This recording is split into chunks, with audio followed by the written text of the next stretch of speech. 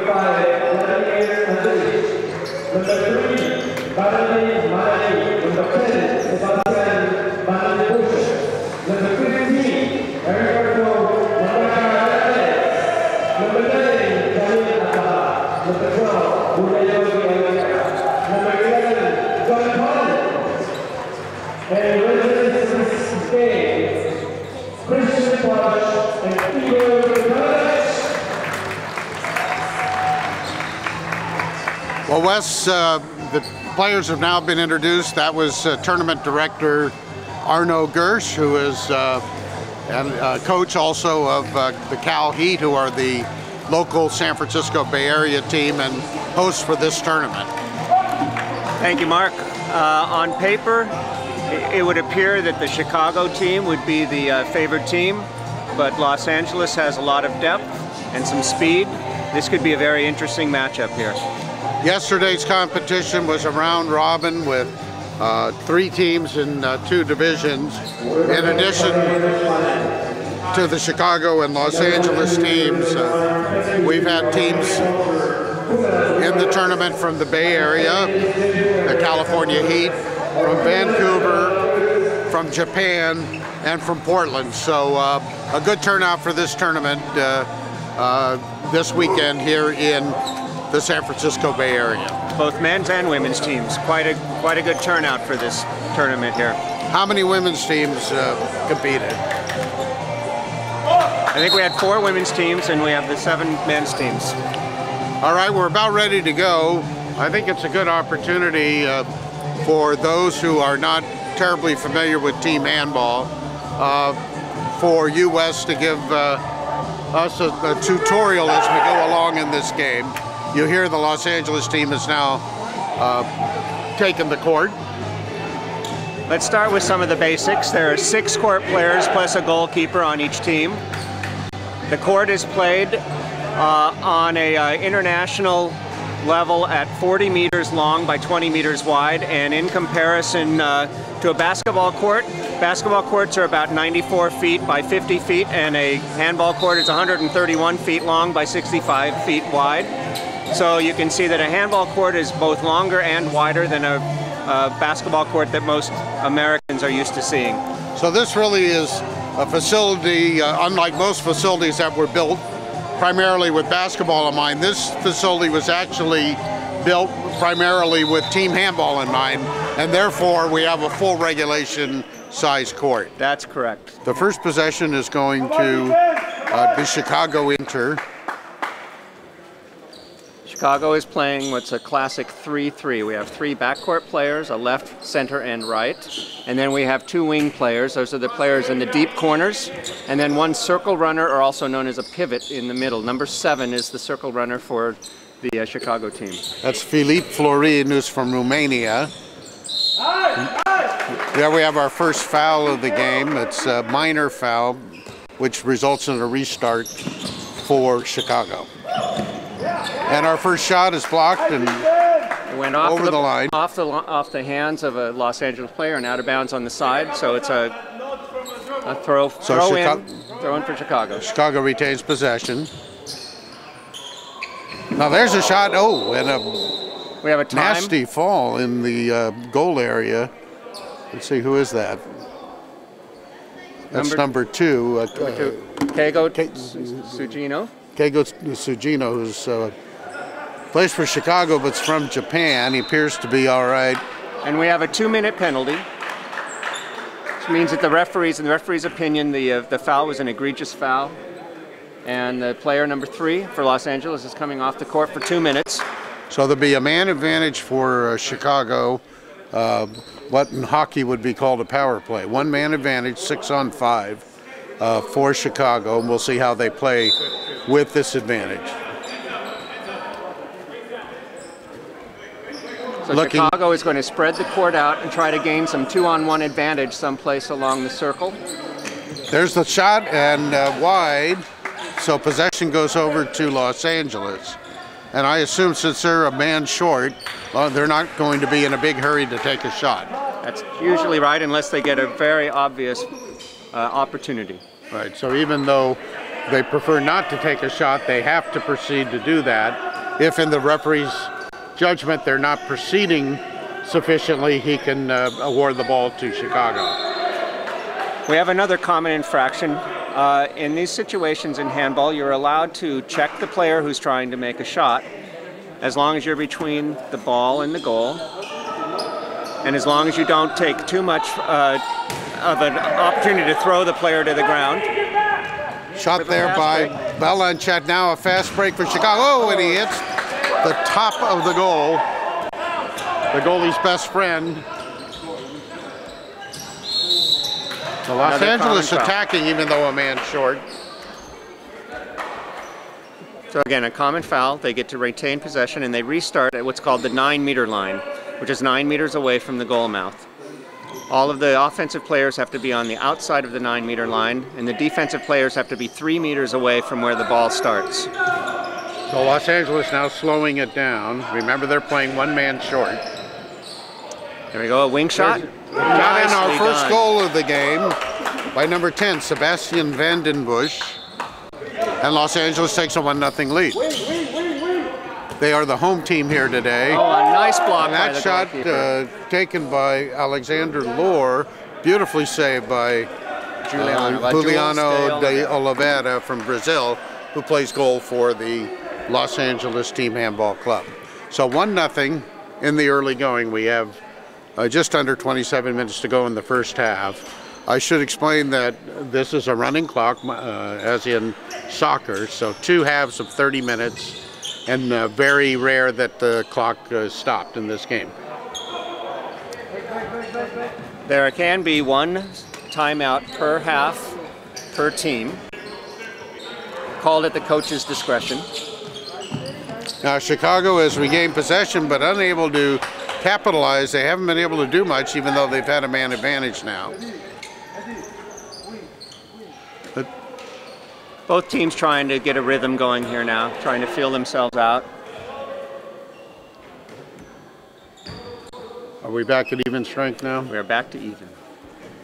So Los Angeles back at even strength. They managed to actually score a goal shorthanded and have a 1-0 lead.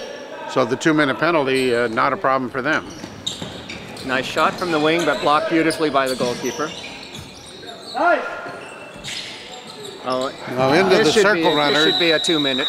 At least, there we go. We might see a penalty shot here, and a yellow card has been issued on number 10. That's Sebastian Vandenbusch, the goal scorer. And taking a free penalty shot is Ethan Pickett, the only American on this Chicago team. I should say the only one from the United States. The penalty shot was good. The penalty shots are taken from 7 meters away from the goal mouth, and the shooter has 3 seconds from the time the whistle is blown to get the shot off. Cannot move from the spot and cannot go over the line, the 7-meter marking line. So we have a tie score, 1-1 here, early going, first half of the championship game. Los Angeles being delivered on the outside. Now a move in, they lost possession.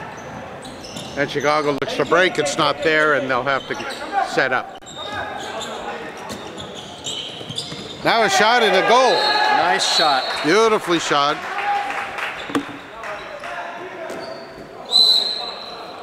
Number 30, Alexander. That was Alexander Lohr, who's from Germany, playing for the Chicago Inter.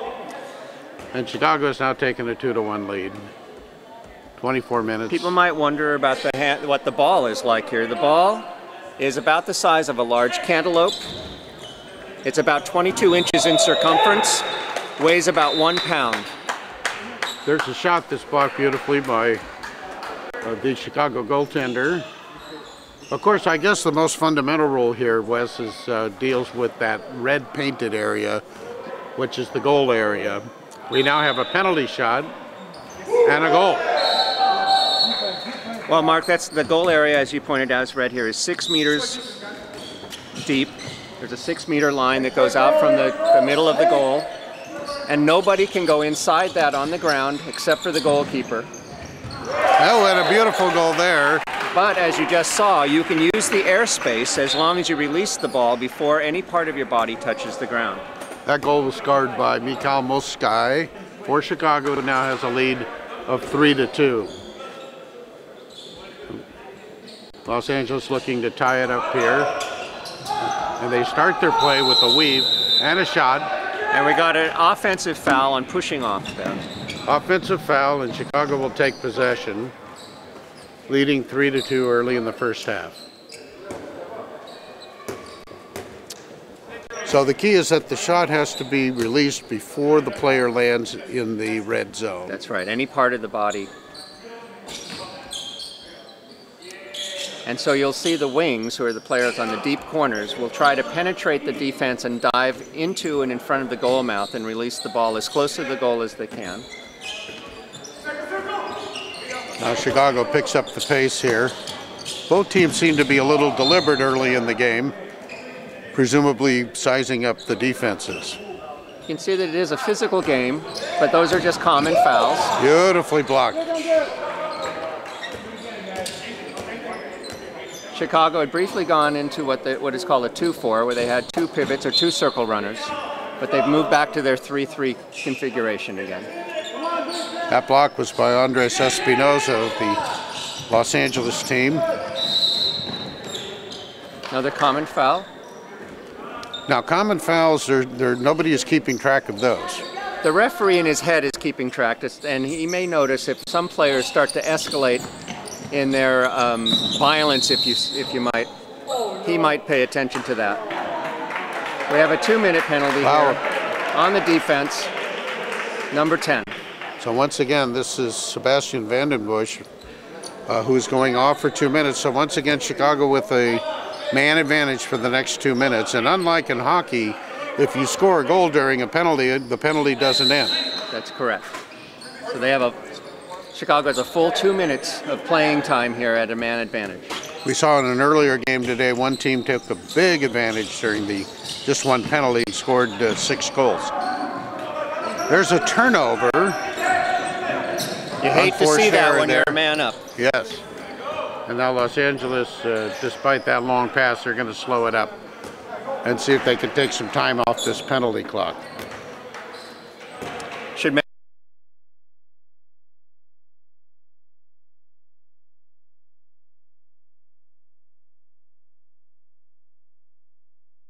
And Ivo Petronovich is a USA team handball certified referee, both with many years of playing and refereeing experience. That shot was just wide, and now Chicago looking to break with their one-man advantage. A shot from the side, and there's A goal again by number 8, Wthl Moskaj. Wthl is from Poland, originally, playing now for the Chicago Inter. That was a great example of spreading the court, moving the ball around rapidly, and then getting the wing open. When you have a man advantage, that's exactly what you're trying to do. We should explain that these teams are totally amateur teams. There are no professional teams or leagues in the United States. The sport, of course, is a professional sport in other countries. Nice shot. Went off the side, out of the side, off the goalie's leg, so Los Angeles maintains possession.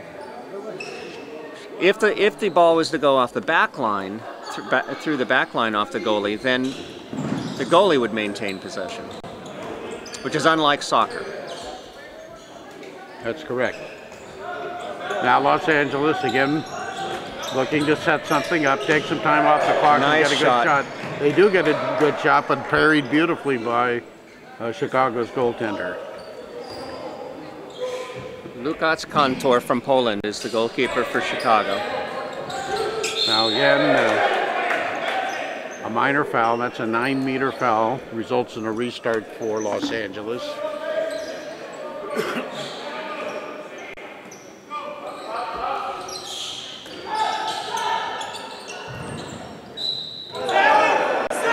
What do we have here now? The referee gave the advantage to the player there, but then called a common foul when the goal was not scored. So if the goal is scored, of course, no need to call the foul. There's no further penalty. You'll see that the pivot or circle runner, number 16 for Los Angeles, is attempting to create some pick and rolls opportunities. Now a fast break opportunity here for Chicago. Results in the goal. Beautifully done. Philippe Florin put Chicago ahead 5-2 early. This stretched out a 3-goal lead. Taking a little more advantage of the penalty this time.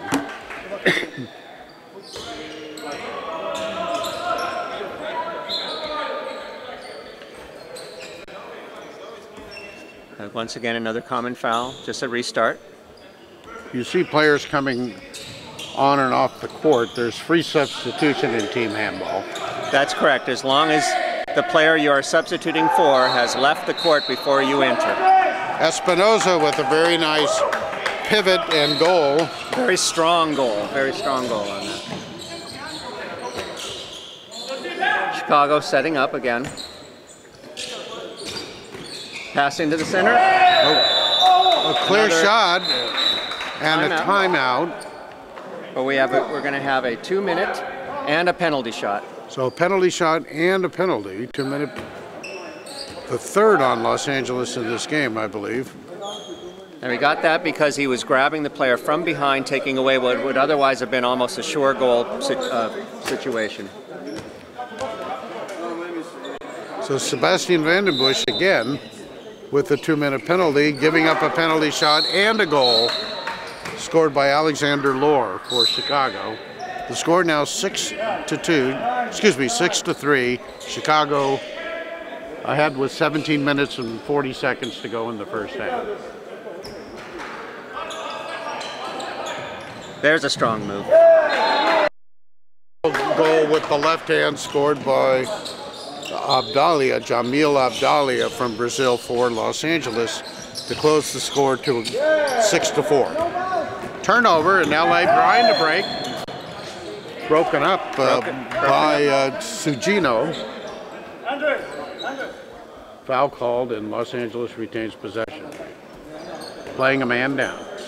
Notice that Chicago, when they have the ball with their man advantage, they've been trying to work it into the center. Los Angeles keeping on the perimeter again, not in a big hurry here. That's correct. Los Angeles will be happy to pull those 9-meter common fouls.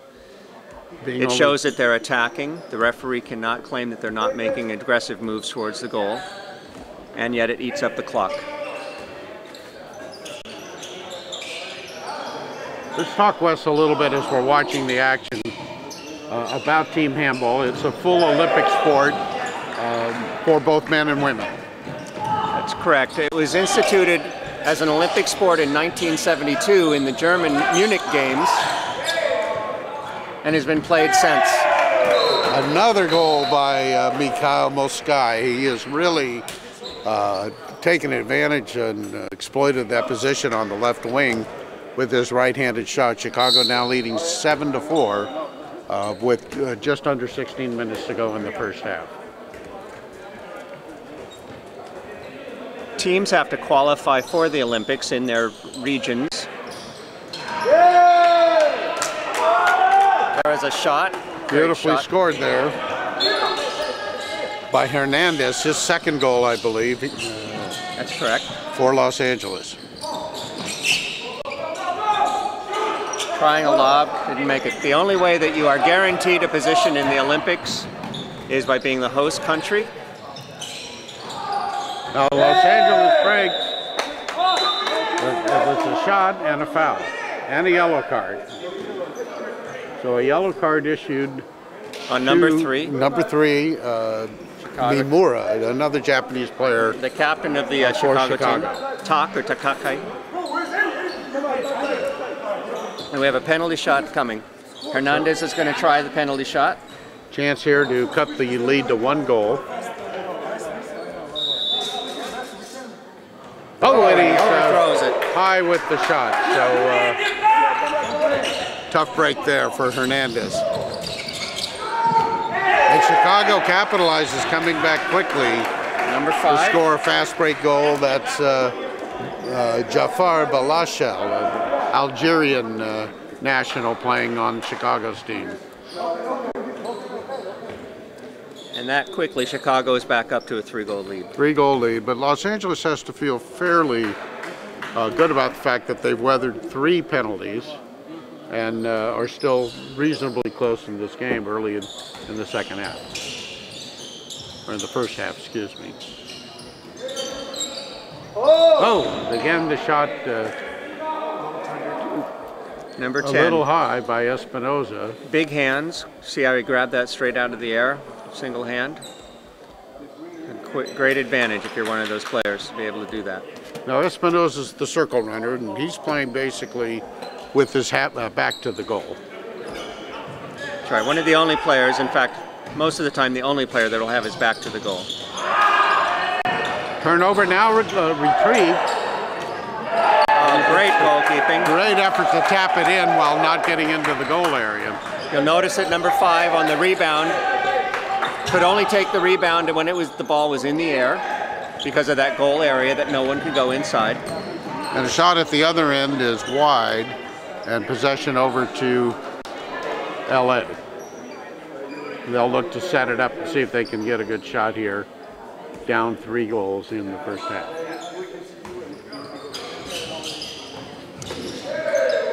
They do, but the goal is saved, or the shot is saved, and Chicago takes over, looks to break down the left line. The shot off the right wing again, saved fairly easily by Los Angeles on that play. So the score is now 8-5 Chicago with about 12.5 minutes to go. Scores can be as low as in the teens or as high as in the 30s. Typical scores for a 60-minute game are in the 20s. So a winning score will normally be in the 20s. Just looking to cut the lead to 2, and there's a shot from the left wing. Beautifully saved again by Kontor, the Polish goaltender for Chicago. He's had several good saves in the last few minutes.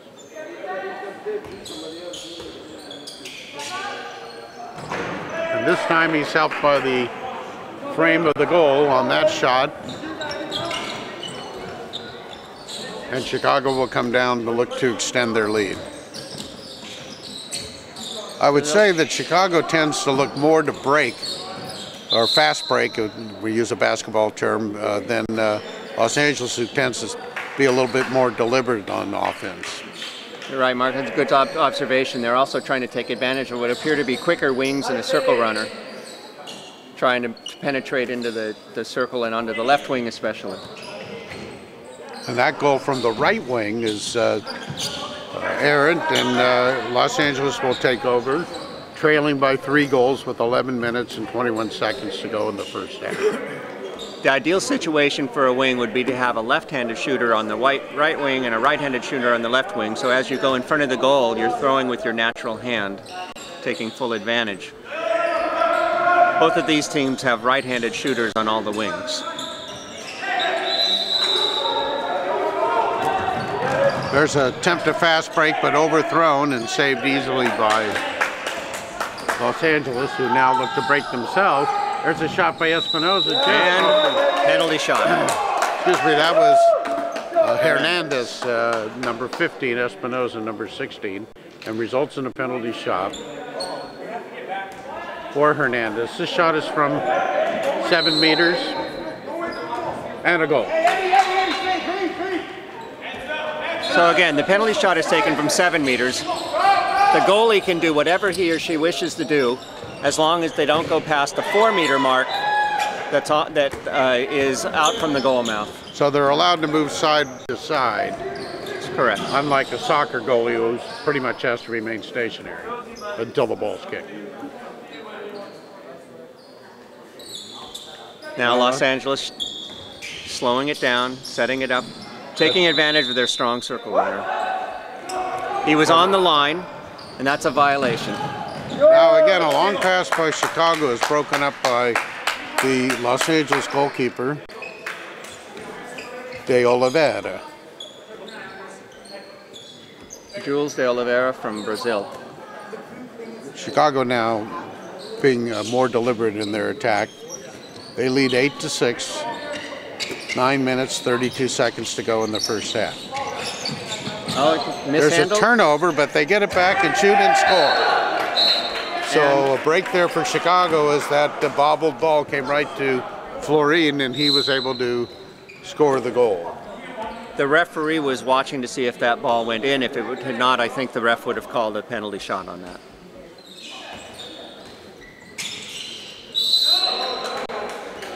Now Los Angeles with 9-meter foul.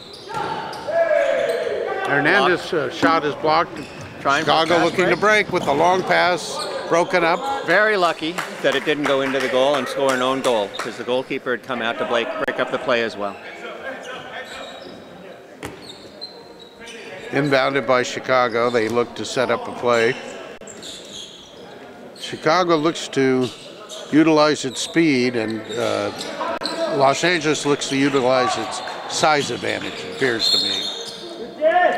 Mark, you might notice that there's not a lot of dribbling in this sport. You can dribble the ball like in basketball, but most of the movement will be through passing, quick passing. You're allowed to take 3 steps and then dribble and get 3 more steps, which can be very confusing to people that are used to seeing basketball. We have now another penalty shot on a shot that was taken by number 7, Florin, but the shooter of the penalty shot will be Ethan Pickett. And he scores. So anyone is allowed to take the penalty shot, and not just the person who was fouled. That's correct. Even a goalkeeper can take a penalty shot. That ball is out. If the ball does go over the plane of the line, then like in soccer, the ball is out. The line is part of the field of play, so the ball has to go completely over the line to be out.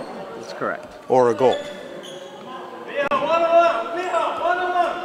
10-6 now. Chicago leading and looking to extend that lead. 9-meter foul. We keep referring to soccer in our comparisons here because this sport has very many similarities to soccer, because it was started by soccer players back in the early 1900s. I always assumed it was players who wanted to play during bad weather months. And it's called handball because they throw with the hands. There's a beautiful play, the wing shooting in to the circle. Just like soccer is called football in Europe, this is called handball, and it's confused oftentimes here in the United States with a handball that people are familiar with, playing a small ball bounced off the wall. Right. People think team handball's 2 people knocking the ball against the wall, but it isn't. Of course, this sport has grown in popularity steadily I know from having lived in Europe at one time, it's extremely popular there. There's a beautiful goal scored by Sugino, the Japanese player for Chicago, who now lead 11-7 with a little over 6 minutes to go in the first half.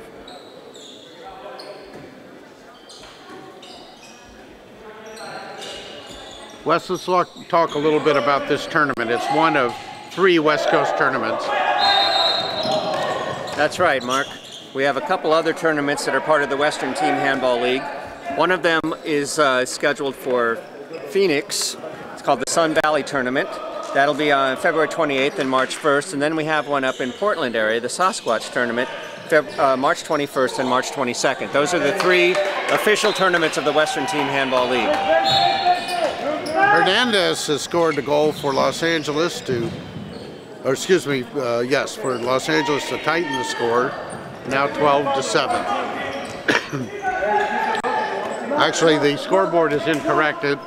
That's what confused me. It's now 11-8 in favor of Chicago, and there's been a turnover, and Los Angeles has a chance to tighten that up further.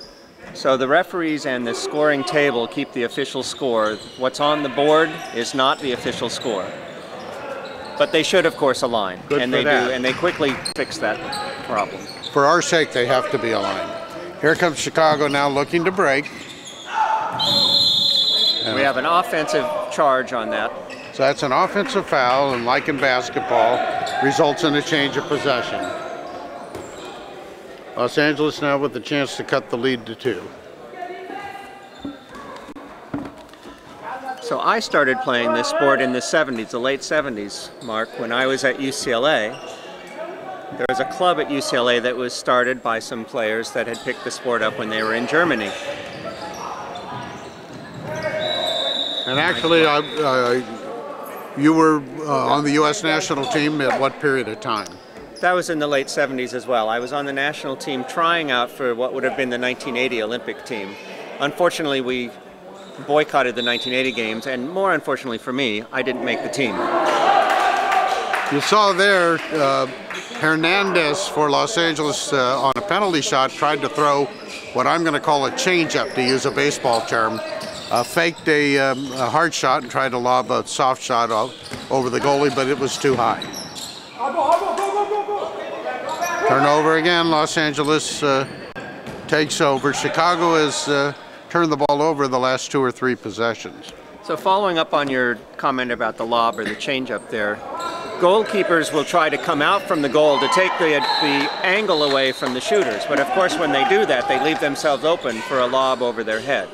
That was Jamil Abdalia, another Brazilian player for Los Angeles, who has scored, and now the Chicago lead is down to 2 goals, 11-9, a little over 3 minutes to go in the first half.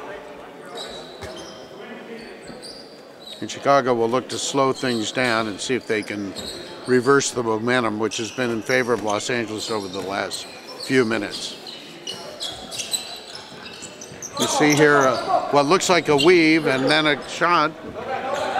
Number 23. Yes, by Almautovic, a Serbian player for Chicago, but no goal. He's a big player. He's got a lot of strength from out there. He was just off the mark on that throw. I think we will see more of that. So with a little over 2 minutes to go, Los Angeles looking to cut the lead to 1 goal, working the ball on the perimeter as is their style, or at least has been their style today. Oh, but a turnover there, intercepted not a good beautifully choice. by Sugino, and a great pass in on a fast break, but the goal frame stopped that one. The goalkeeper came out, again, as I said, to cut the angle down and forced the thrower to throw it a little high, went off the post. Now Los Angeles look to see if they can get the score even tighter before the end of the half. Hernandez, fouled, shoots, scores. Let's see, are they going to allow that? Or they're not going to allow that. The foul was called no continuation play here in handball. Well, on that one, they did not give him the advantage. there was too much time between the foul and when the shot was taken. That shot blocked, and here's a fast break and no defense at all. Easy goal for Sugino.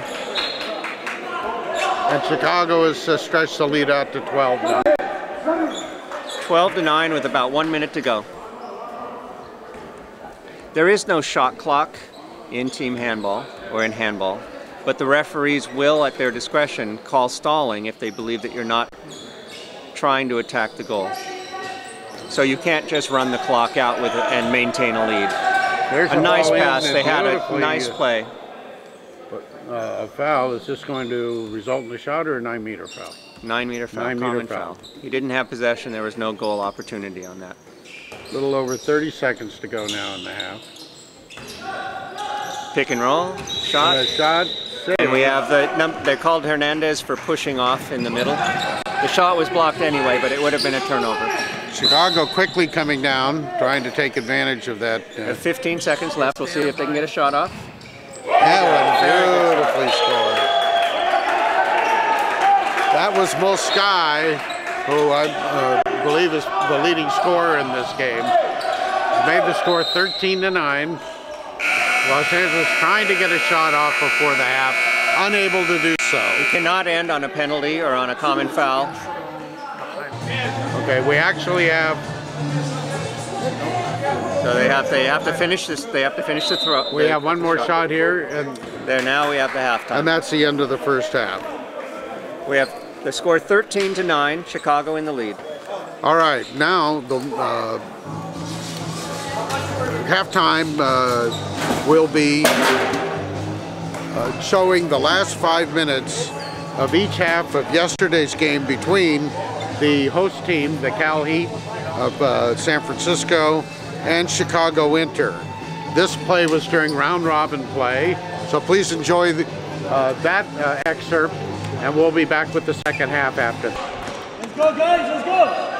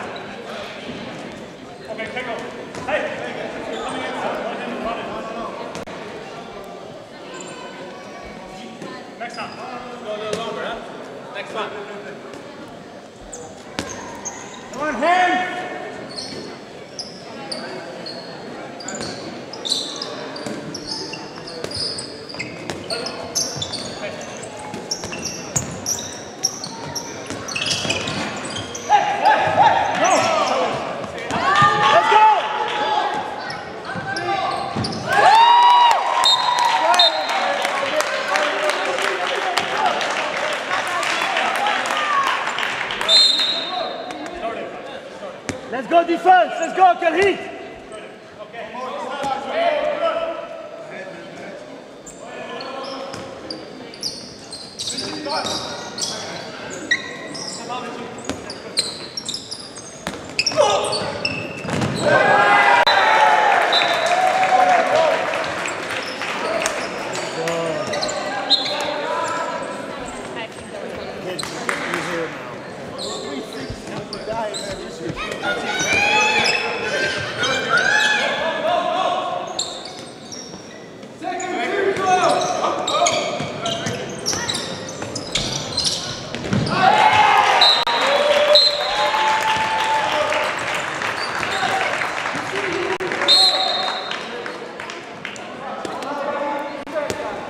Come on, defense!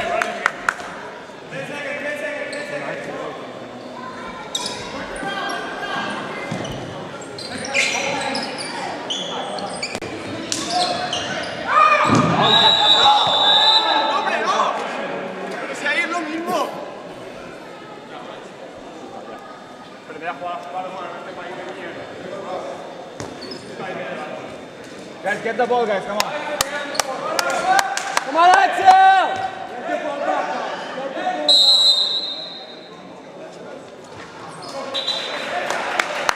Let's go, let's go, let's go!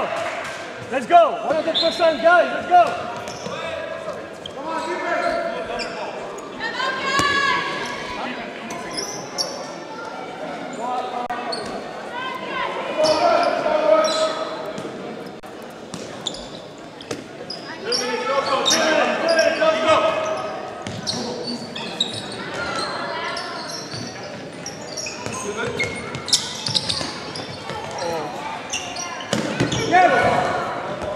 Nice, Patrick!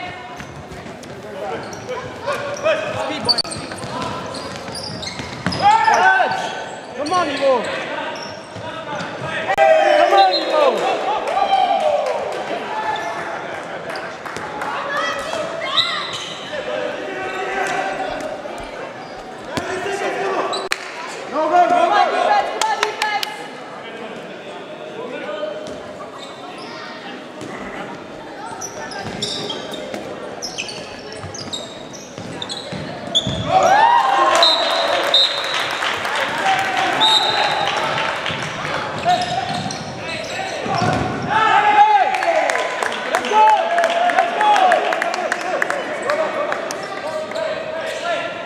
Guys, move, move, move!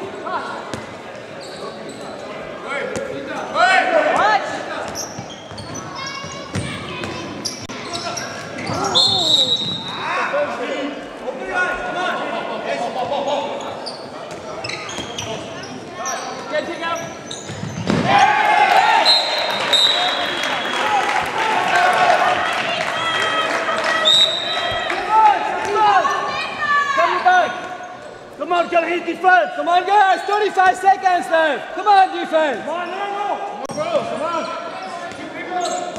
Hands up! Dave, come back! Hands up! Get up! Finally, finally! Hands up, guys! Oh, you go, come on! Joaquin! Joaquin!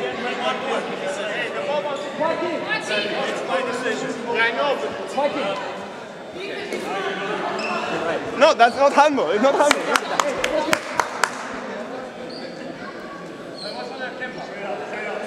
It's supposed to know handball. Hands! Nice, Eugene! Nice! Come on, hands up! Hands up! Oh!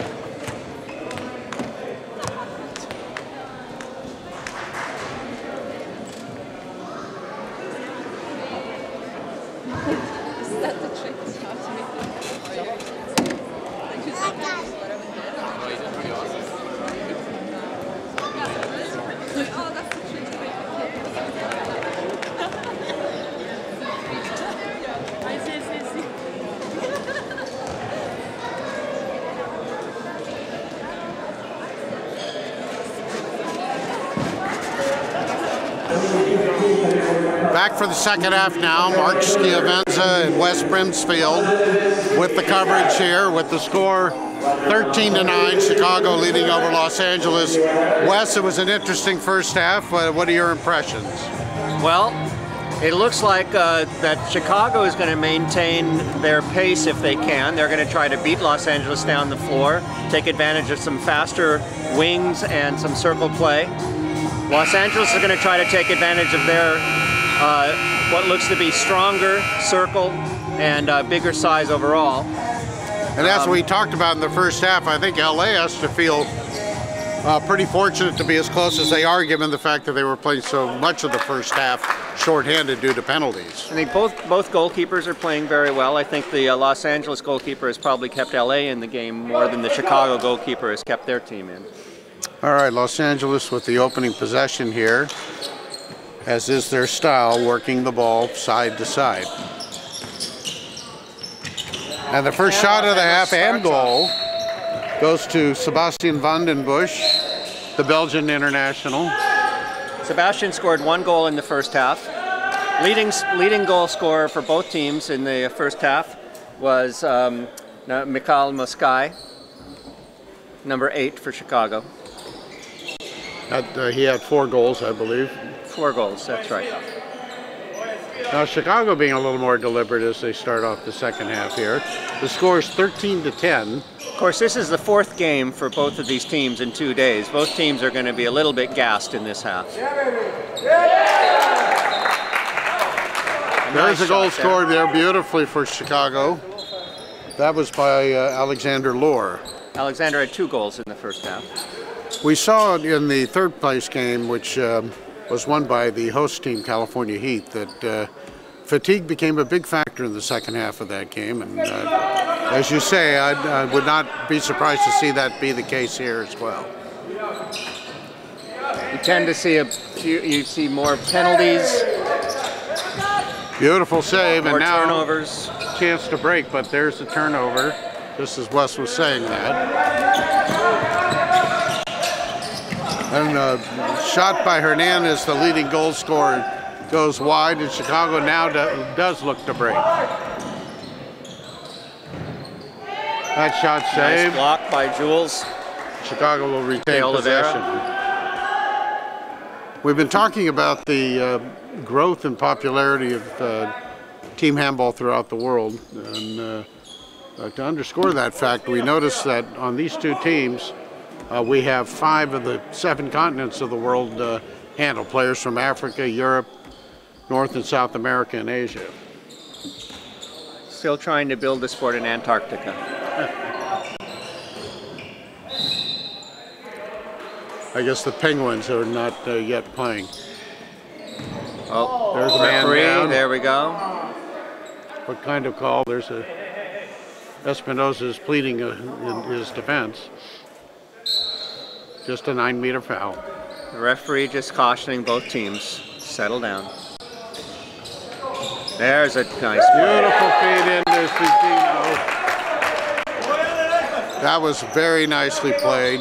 When you have a big shooter outside, you have to respect that. So you, as a defense, you tend to wander outside your circle a little bit more, leaving that space behind you open, and that's exactly what happened there. So Chicago has built a 5-goal lead, 15-10, 26 minutes and 50 seconds to go here in the game.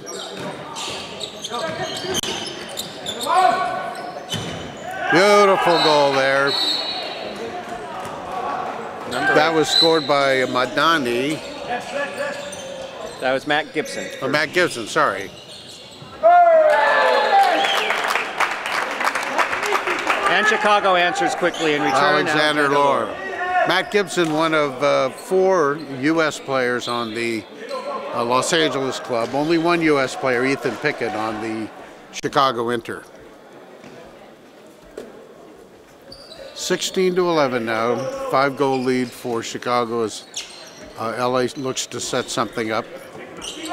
Working a deep perimeter, but now a throw in and a shot by number 4, who's not on our roster, so I can't help you on that one.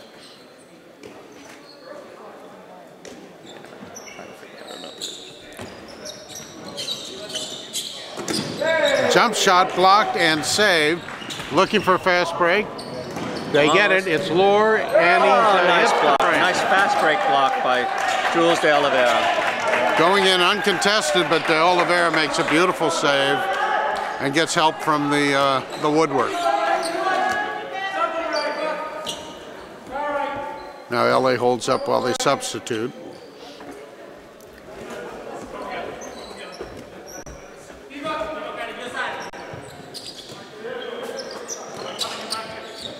Working a weave.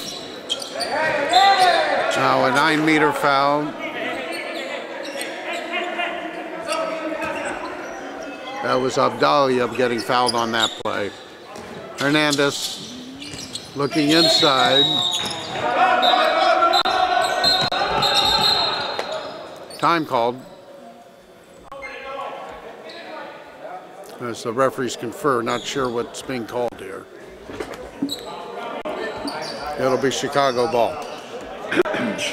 So just so he gets on the record here, number 4 is Kenny McKagan for Los Angeles. All right, thank you. That shot is saved, but comes out to Cugino, the right wing for Chicago. Potent goal scorer.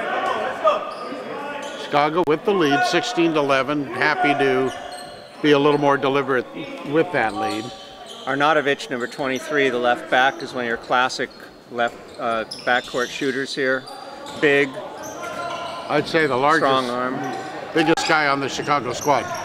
Here's a chance for a 2-on-1, but it's broken up beautifully by Pickett, who takes it all the way down and then lays it off for a shot, but it's saved. Saved and out the back, goalkeeper ball. Florina unable to get that one past the goaltender. That's a case where Pickett might have wanted to take that shot himself. Looked like he had a good shot going down. Wes, it isn't always best to throw it as hard as you can when shooting. That's correct. If you can get the goalkeeper committed to one side or the other, you don't have to throw hard to get it past them. And we also noticed that there are bounce shots that can throw off the rhythm of the goalkeeper. And these players are so good now, they can put spin on the ball. They can throw it at the ground and have it spinning and have it spin into the goal past the goalkeeper. That was a goal for Los Angeles off a rebound. And they now regain possession.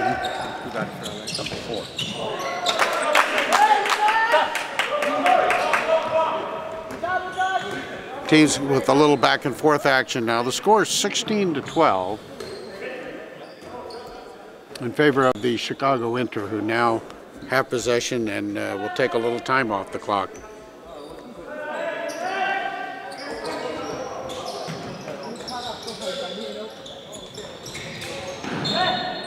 There's a 9-meter foul, and Chicago will retake. So Mark, I want to point out that I was a goalkeeper when I played, and goalkeepers are in fact the smartest players on the court. Of course.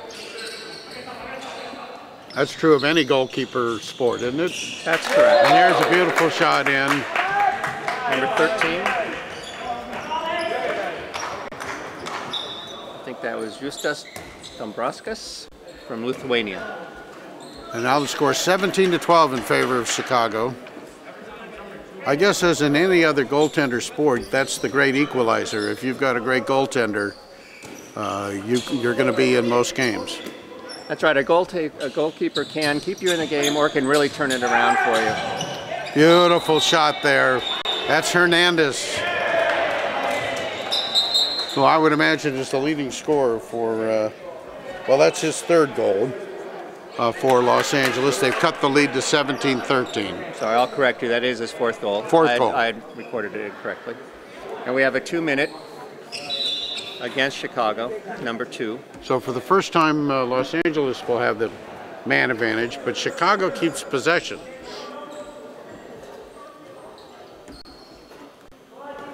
They look to set it up 1 man short, and with the lead, they're going to take their time until the referee starts to feel that it's intentional. So what they'll want to do is go in and draw some fouls if they can, or take a shot if they get a good one, like that. Like that one, and it results in a goal. Beautifully taken. That was Alexander Lohr, the German national. Alexander is now the leading scorer with 5 goals. Leading scorer in the game. It's an 18-13 lead for Chicago. A little over 21 minutes left in the game. And a turnover. Los Angeles sloppy there with the man advantage, unable to get a good shot off. There's still plenty of time in this game, so time is not yet a factor, but it does become a factor when we get down to about 10 minutes to go. So. Chicago again setting things up with the lead and a man short.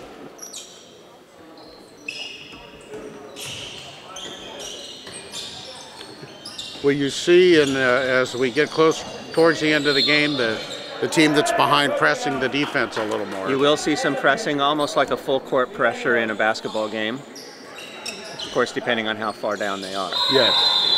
Now, he traveled on that, took too many steps before bouncing the ball. So the rule on that is 3 steps before a dribble and 3 steps after a dribble. That's correct. There's a shot and a goal.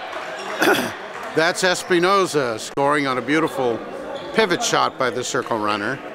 I wouldn't be surprised if they try that one more time, if they can get the ball before it's full. Oh, it's full now. You'll hear both teams start yelling full, or everyone's on. Sugino back on, so the team's at even strength. Chicago with a 4-goal lead, 19 minutes and 40 seconds to go in the game. Quite a bit of strip. There we go. Penalty shot. This is going to be a penalty and a 2-minute. And a 2-minute penalty. 2-minute on number 3.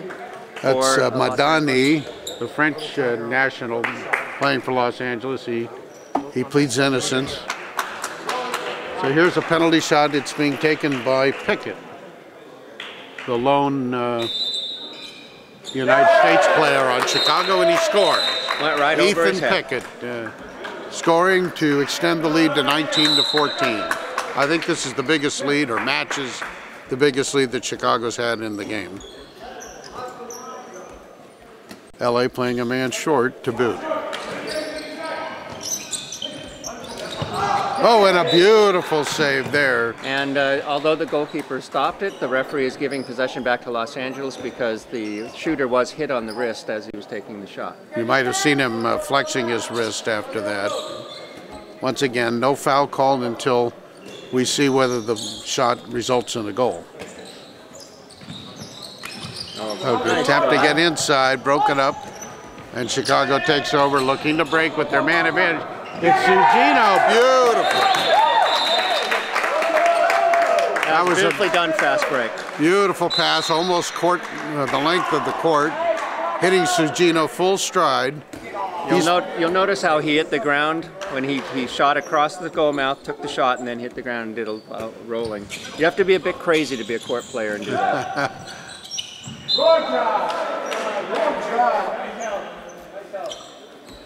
9-meter foul. LA now down 6 goals. And Chicago is definitely taking advantage of this 2-minute penalty. Hernandez now looking to try to get it into Espinoza. He's fouled. So LA retains possession, which is fine when you're a man down. But the clock is ticking against Los Angeles here. They look to move there. Chicago seems happy just to let the clock continue to run without a shot being taken. That looked like holding, but nothing called. There's a shot, and it's broken up. Try another that was fast break. Abdalia. There goes Sugino again. And he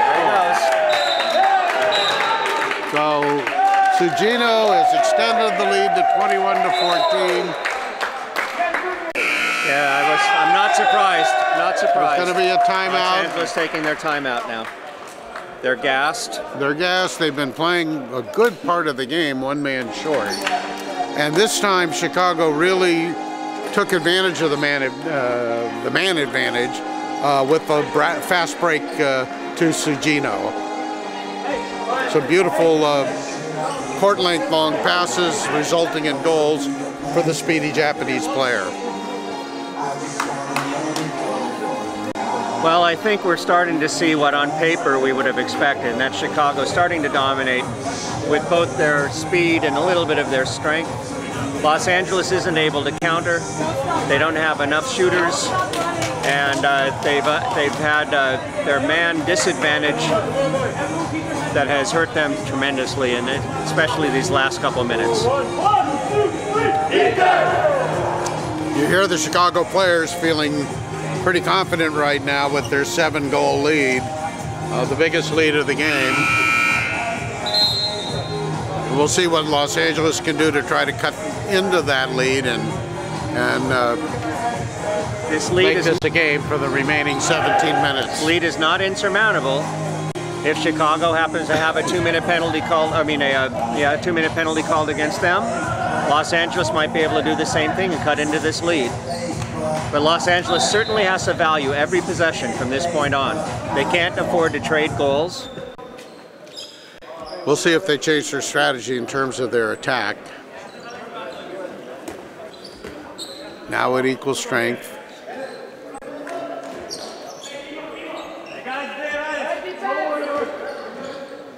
They continue to take a fairly deliberate approach.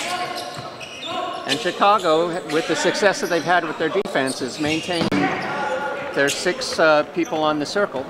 That shot by Madani is wide and easily handled. Chicago comes and looks to score and does.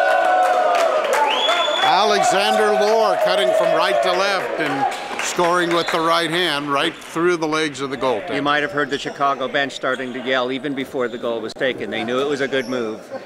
A beautiful move.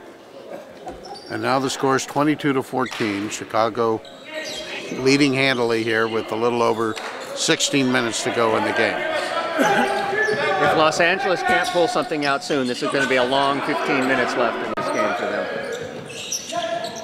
Nice layoff there, but unable to shoot is McKagan. Los Angeles isn't getting any penetration with any speed and power. Chicago's quite willing to let the Los Angeles team come in towards them or try to shoot over them. Their goalkeeper is putting up a nice wall for any shots that do come over. That shot is easily saved, and now Lohr, and that one is to Florine, who has scored and has stretched the lead now to 23-14. It's now becoming a rout.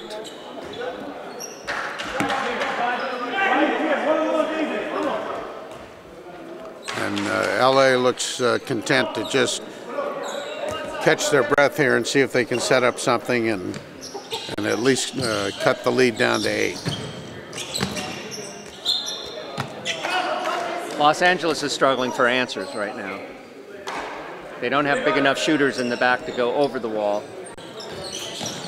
And their power player in Espinosa, number 16, is being handled right now, not able to get the ball. Hernandez, who was their most effective scorer in the first half, is not in at this time. I'm not sure why that is.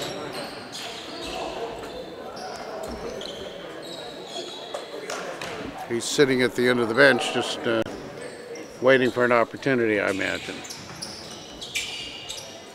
Sometimes at this point in the game, you do want to get playing time for all of your players as well. It's hard to tell if that's what Los Angeles is trying to do, while giving some of their starters a little breather.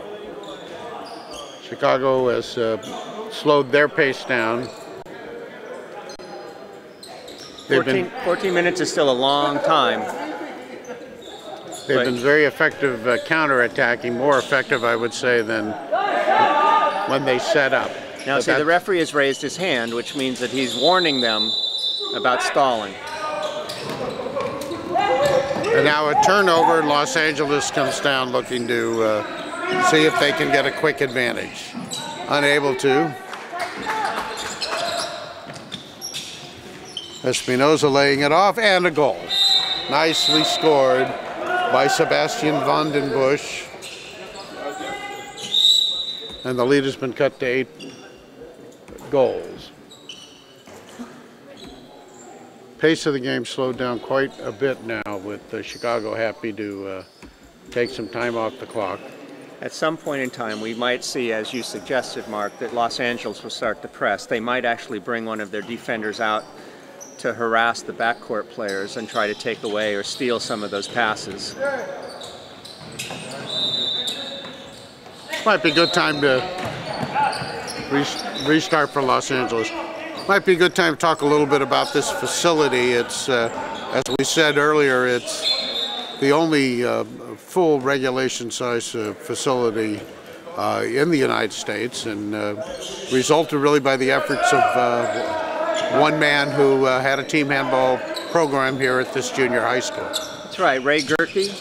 He was here at the junior high, and there was a bond measure coming up for new construction, and he was able to convince the powers that be that they should expand the size of the gymnasium to fit a full-size team handball court within it and permanently line it. One person made this happen. It's Ray Gerke. He's been instrumental to this program for years and years. And this is the home court for the California Heat, the Bay Area's entry in the team handball tournament. There we go, a 2-minute on Espinoza. He hacked the arm as the shooter was going in. That was pretty much a flagrant foul, pretty obvious, and not a surprise that it results in a penalty, as well as a penalty shot. You were saying, Mark, this is the home court for the host team, the Cal Heat. They practice on Mondays and Wednesdays here. Alexander Lohr very calmly putting that one in. That gives him 7 goals for the game so far.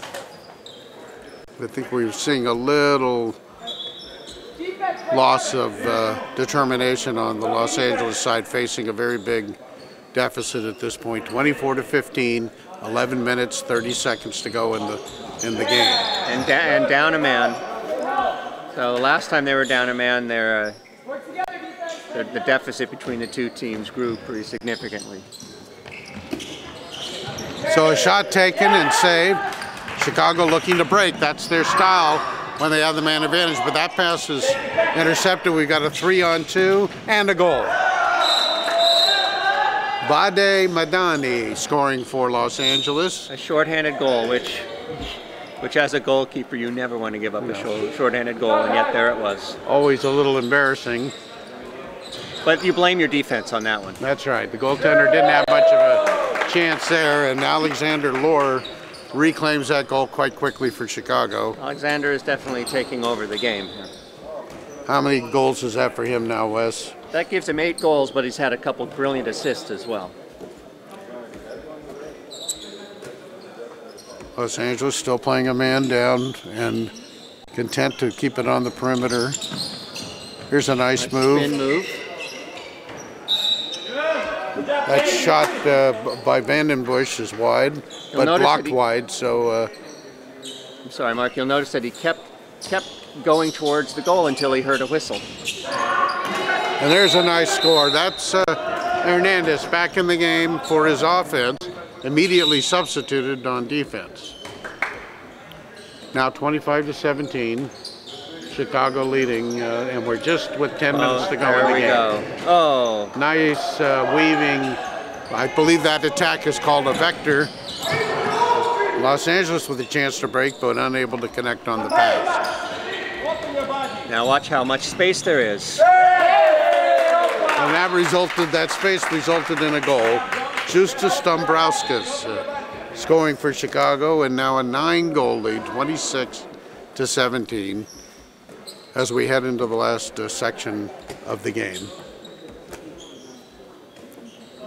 About 9.5 minutes left.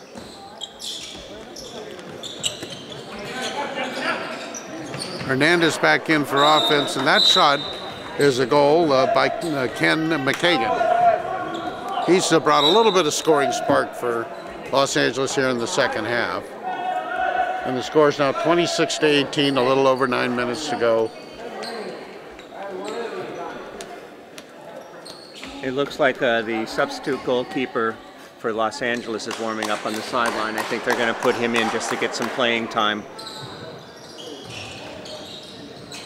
And see if he can do something to stop the onslaught. And as you see it again there, a goal for Chicago. Scored by Ethan Pickett. It's now 27-19 as Los Angeles is able to counter. Now, after a goal mark, you'll see that the play is started from mid-court on the referee's whistle. But Los Angeles is trying to keep that going as quickly as they can, so they will run up to the line and go as soon as the referee blows his whistle. So they don't have to wait for the other team to get back. No, they don't. And in fact, it's to their advantage to not do so. Yes. But the referee will sometimes call both teams onto their respective sides. There's a 9-meter foul. Chicago keeping possession here, letting the clock run down with their 8-goal lead. Timeout is called by Chicago. As we said, each team has one timeout per half.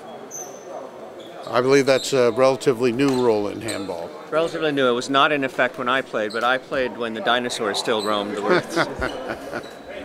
When men were men, they didn't need timeouts. That's correct. So an 8-goal lead here. Chicago well in control of the game, but not entirely in control yet. It's not over yet, but they are in good control. I think we'll probably see Chicago substituting a bit more liberally now. They might even change their goalkeeper. But you always have the option of bringing your starters back in.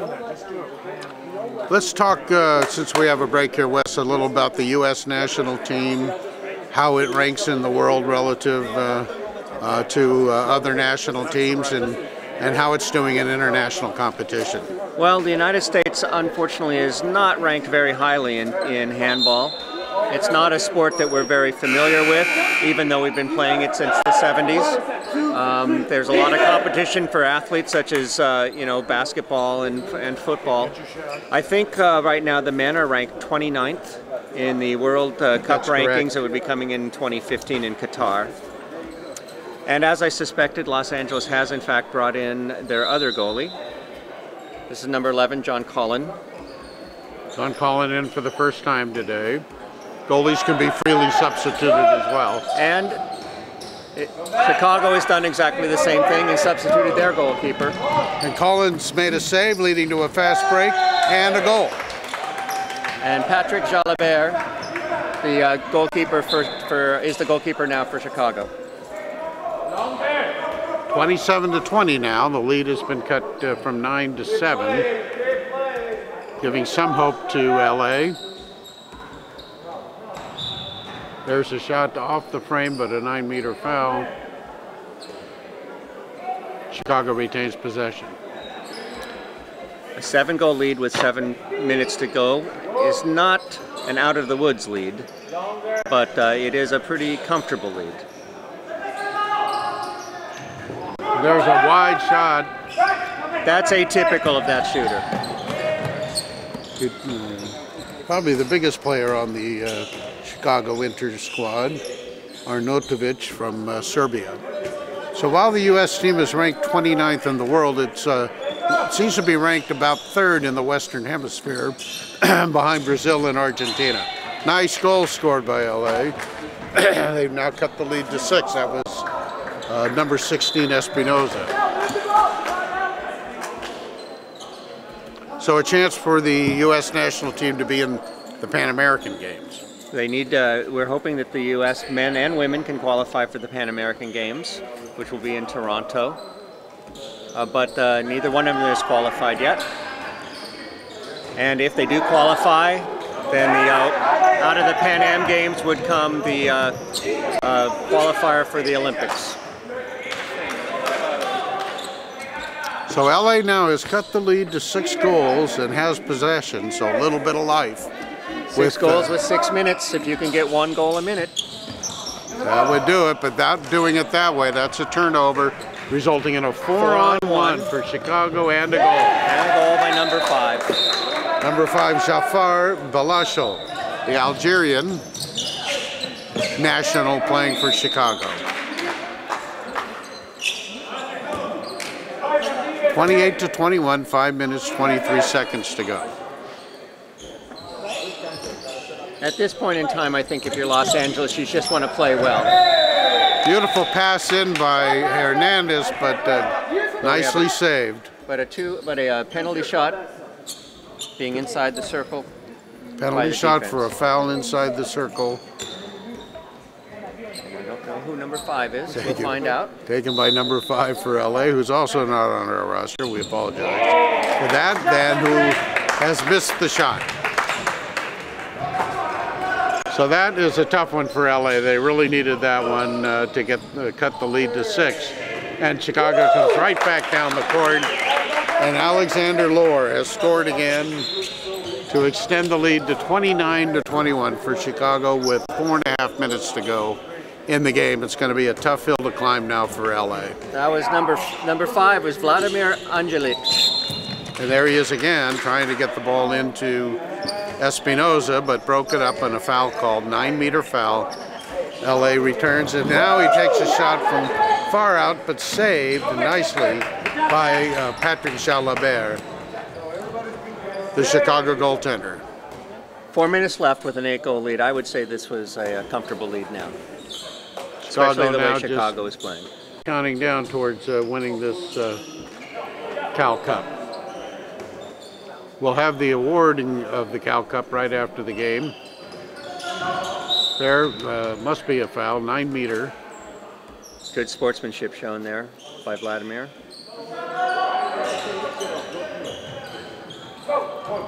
And there's a shot saved.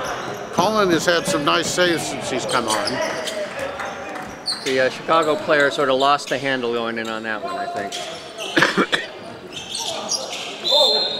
Now Hernandez scored, but the foul was called before the shot. He took some steps and was hit. So they disallowed the goal because he had actually traveled, but he was hit while he was doing that. A little moisture on the floor being cleaned up. That can always be a dangerous thing. We saw an injury in the previous game as a result of moisture on the court. Now LA looking to cut the lead with a little more than 3 minutes to go. They can't afford to work the ball around too much here. They need to get some shots off, but they need to be effective shots. And right now they're on the deep perimeter, and there's a turnover and resulting in another fast break. This is a 3-on-1, and it's a goal. The Lachelle again scoring as Chicago has broken again, but coming right back the other direction is LA, and Angelic, Serbian national, unable to connect. 30-21, a little over 2 minutes to go in the game. And you're seeing both teams emptying their benches right now. Chicago with the possession, no hurry, right here. It's just good that everybody's getting a chance to play. I'm sure that Los Angeles is disappointed. They gave it a good shot. I think that 2-minute penalty in the first half kind of killed them a little bit. I think it was a tough road to come back from, although they did make it a close game towards the end of the first half, and we had another run this half, but not enough. That ball easily saved, leading to a fast break. Looking for a trailer with travel. Steps on that and traveled. Traveling called, and LA will take over. Trailing by 9 goals with 1.5 minutes left. It's just a matter of determining the final score now. The winner is pretty much assured. Both teams right now are thinking, don't get hurt, don't get hurt, don't get hurt. That was a left-handed shot by Abdalia, saved. And Chicago now will take its time, bringing the ball up with just a minute to go in the game. 1 minute to go. Working the ball on the perimeter. They're trying to set up a play here. Here we go. Lob. They were trying a lob play. Almost worked. Broke it up. I think it's important to note that these teams, this will be the 4th game that each team has played this weekend, which is requires a great deal of stamina. I mean, just to play one game a day is strenuous, but to play 4 games in 2 days is pretty impressive. That's correct. So here's a break and a goal. No, it did not go in. He had the goalie beat. He'll try to score again, and this time he does. Chicago very happy that their goal, all their players have scored. Not all of them, but they wanted Roman to score. So that was... And that's the end of the game, a 10-goal lead, 31-21, Chicago over Los Angeles. And the Chicago Inter are the Cal Cup champions of 2015, punctuated by a goal by Roman Techar, who played just the very end part of the game, and obviously their team was looking to get him a ball and a shot, and it worked out. We'll have the award ceremony here in a moment, and for that we'll turn it over to Arno Gersh.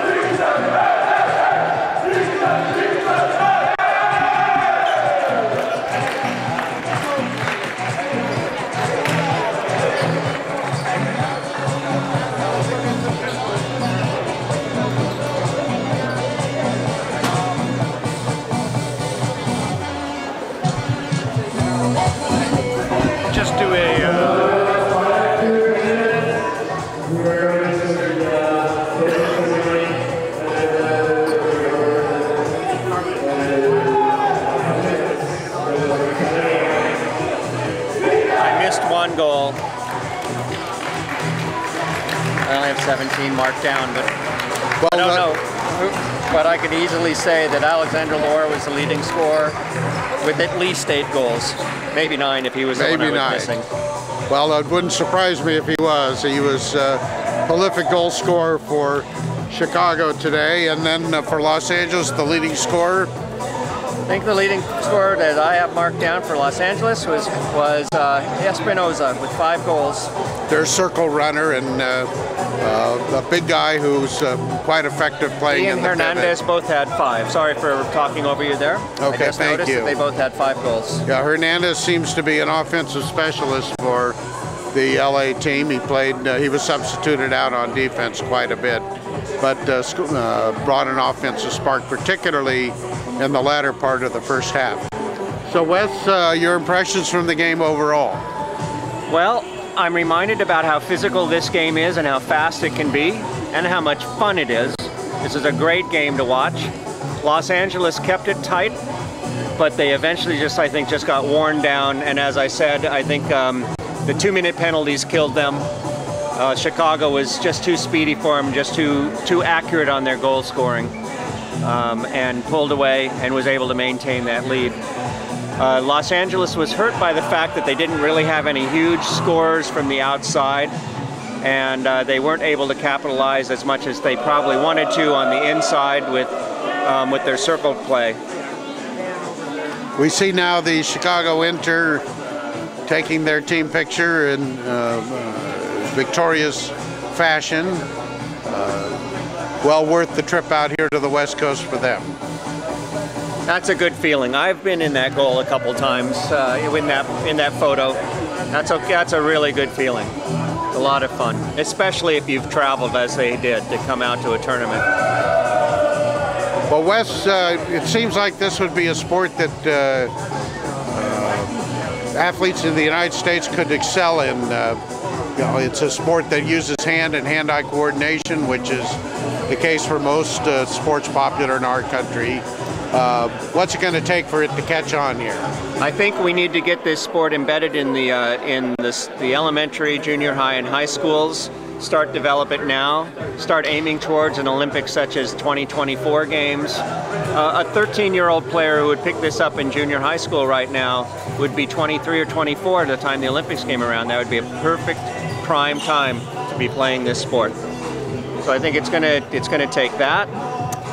We obviously in the United States have many opportunities for athletes to play sports here. We're a gifted country in the opportunities available to us with basketball, football, soccer, lacrosse. So we have a lot of competition in front of us, but this is a great sport, as you can see here. And of course, if the 2024 Olympics are awarded to Boston, then the U.S. team will not have to qualify to play in the handball tournament for those Olympic Games. That's correct. So it'd be a guaranteed spot for both the men and the women in the 2024 Games.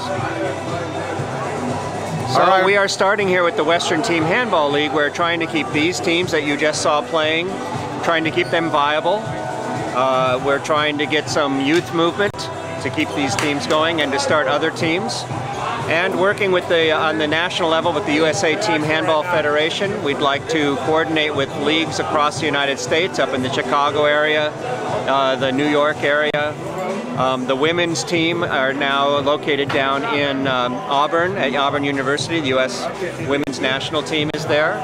So we're hoping that we can get some movement and some momentum going in the Southeast Conference area, even in the college levels. I just noticed here the assistant coach for Chicago Inter is a woman. That's right. You had a chance to talk with her before the match. Jackie Missel, she's a West Point graduate. Thank you for your service. She picked up the sport. She said she was ordered to play the sport when she was at West Point. And she found out that by being on the team, she could actually travel and get away from the academy, so she started playing. She started off as a court player and ended up as a goalkeeper for West Point. Now she's been with the Chicago team for about 7 years. Well, Wes, it's been a pleasure. I think we're about to, are we going to the award ceremony now? Okay, we have a couple more minutes. Well, let me take that time, give them some airtime also to Los Angeles. Founded in 2001, although there were LA teams before that time, this current incarnation of the Los Angeles team was founded in 2001. They currently, although they describe themselves as gypsies and play at many facilities around Los Angeles, their so-called home base would be out of Torrance. They actually play in the LA Galaxy Soccer City facility down in Los Angeles. They have a Facebook page that I've been told has over 2,000 followers. So there are people that are interested in this. It's just getting the word out and letting people know where they can look for it, to play the sport, to watch the sport. This is a sport, as you pointed out, Mark, is quite popular in Asia, Europe. You can go onto the internet, look at YouTube or one of those other video sites, and you can look at European Team Championships, and you'll see 20,000 people in the stands rooting on their teams. There are professional leagues, first and second division, many countries. I've played against some of those teams or players from those teams. They're really quite good, and it's a lot of fun to play against and with really good players. So this was good to watch these players out there giving it their all. And certainly anybody who might be watching in the Phoenix area or the Portland area, we want to remind them of the upcoming tournaments there. They'll have an opportunity to check out that competition. Where can they get detailed information about those? Well, obviously you should go to westernteamhandballleague.org, which if you're watching this video, that's the website you're on right now. You can contact the USA Team Handball Federation. They're located in Colorado Springs to get information about handball anywhere in the United States. Those tournaments you mentioned, Mark, we'll give those dates once more. The Sun Valley tournament is February 28th and March 1st in the Phoenix area. And the Sasquatch tournament will be in the Portland area, March 28th through 29th, I believe. I might have to check that date. I might be wrong on those dates. No, I think you are right. February 28th and March 1st in Phoenix, March 21st and March 22nd in Portland. In the Portland area. While we're waiting here for the awards ceremony that we wanted to cover, the teams are heading back to their benches, having taken their post-game photos in front of the goals. We have a very competent crew of young ladies who are cleaning the court. in the center court area. And now we're seem to be ready for the awards. Before we go to Arno Gersh, Wes, thank you very much. I enjoyed it. Thank you, Mark. Appreciate it. Now Arno Gersh and the awards ceremony. Goodbye, everybody.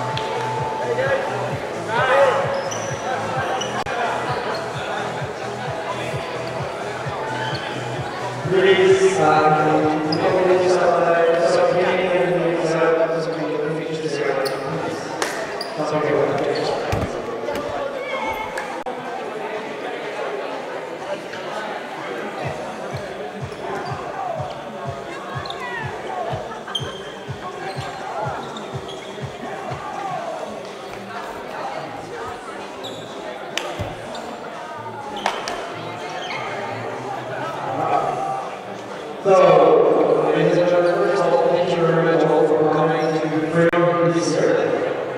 Particularly thank you for the whole travel very following. I used this order of position, so thank you guys for coming first time. Richard, I hope you enjoyed it everybody.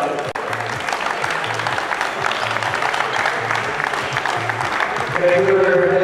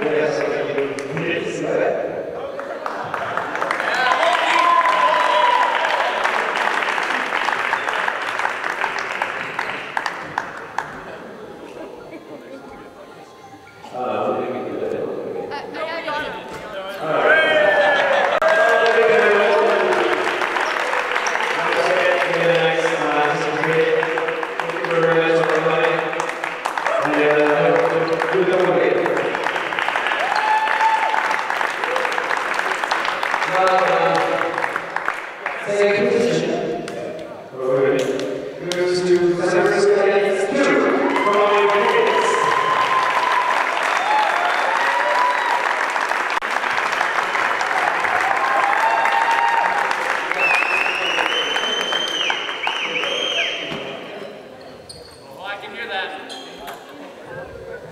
Alright, so I think it's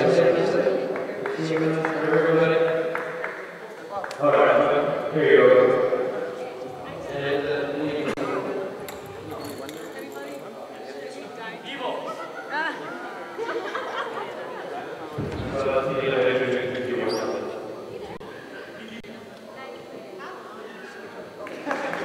There you go.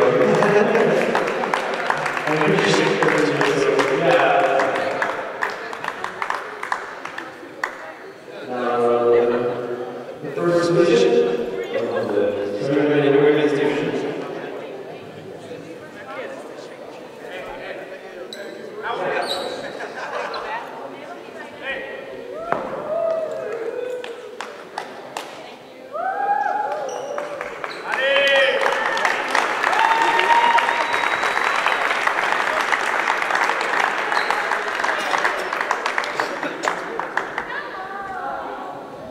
For the first position in the women's division, the 2015 California Cup goes to San Francisco County.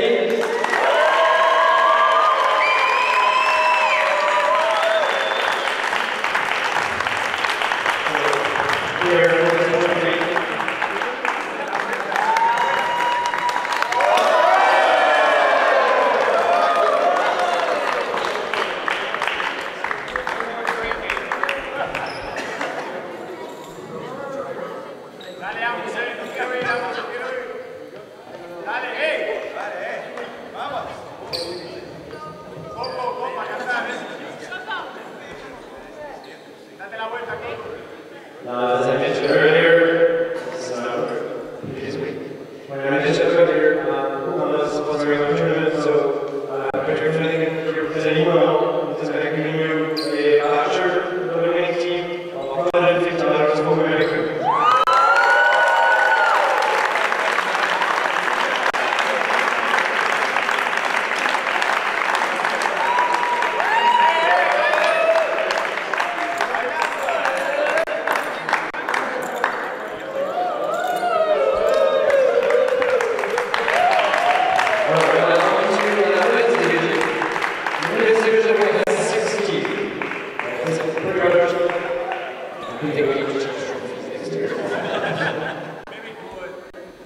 So 6 teams that are pretty much for us. We try to fit everybody in this year. We'll have to make this hectic, but we try to extend the tournament every year. And maybe we'll have more teams next year. Change the schedule, maybe on 3 days or something. But try to find a solution. People don't decide if you want to join. But we do this for watching us. And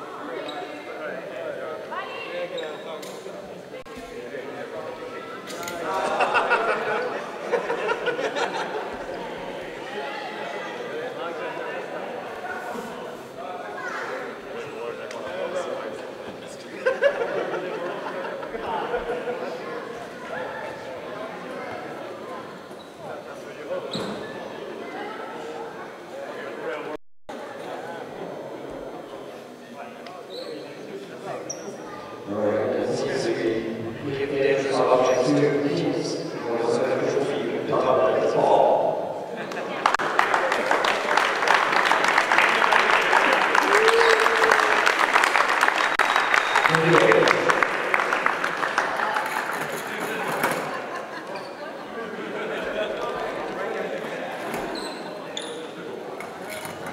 Second position, 17, goes to Wthl.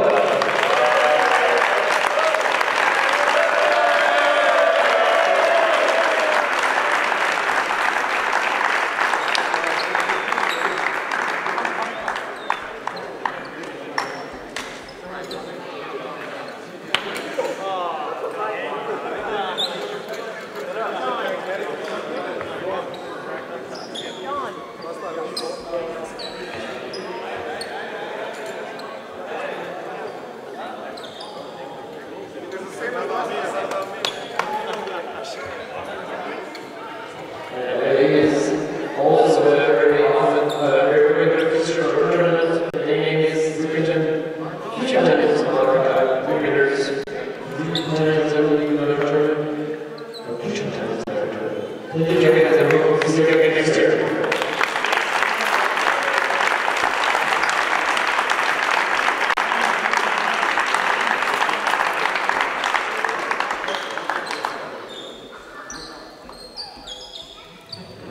First place, which is the winner of the 2015 California Cup 9th edition, goes to it's the first season to the tournament. I hope it's the first of all the series.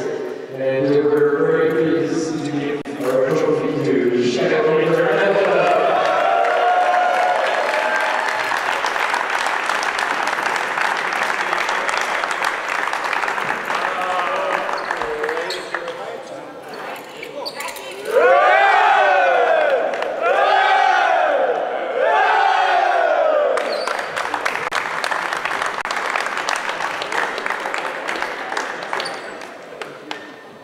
And I would like to present again also our sponsor, the voucher for $100.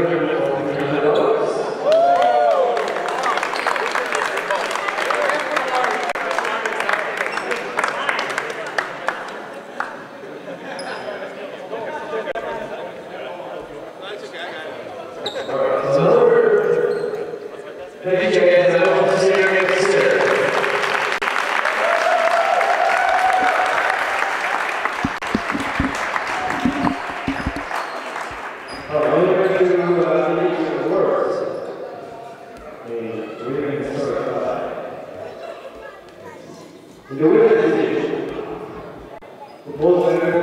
Go to whoever walks out.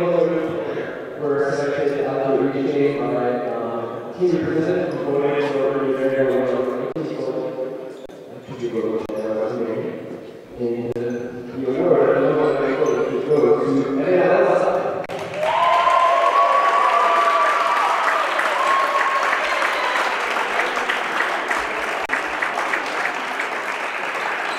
And we also from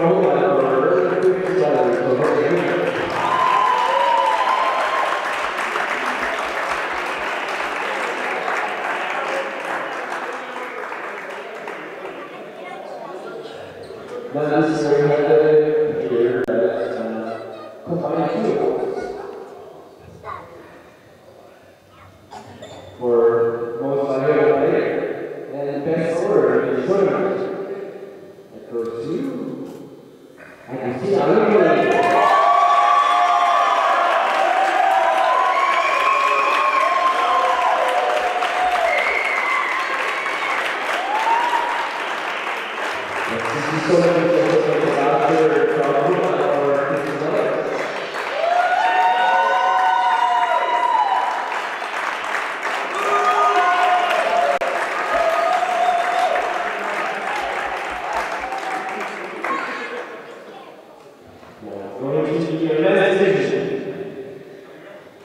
for the most valuable goal, we actually, I would say, unfortunately,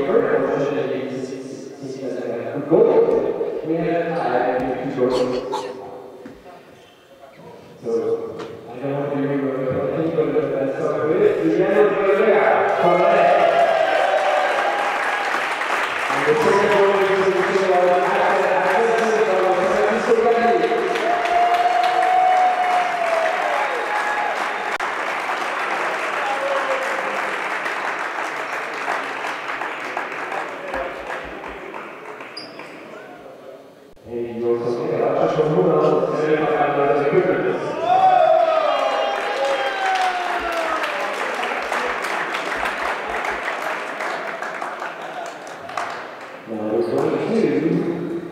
The award for the most valuable player in their division. And this year, this award goes to Wthl from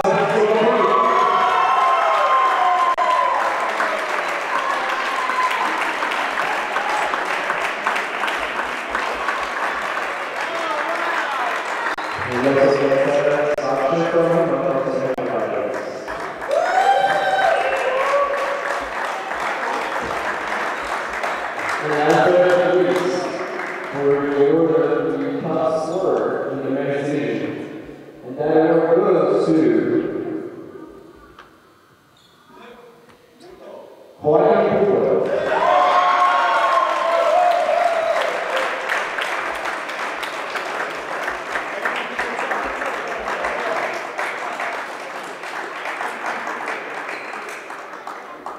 Alright guys, that concludes this. I hope you had a great time. Thank you very much for coming. And this is my thank you all, and see you next year. And so we bring the California Cup to a close. Thanks, ladies and gentlemen, for being with us. We'll see you at the Sun Valley Cup, February 28th.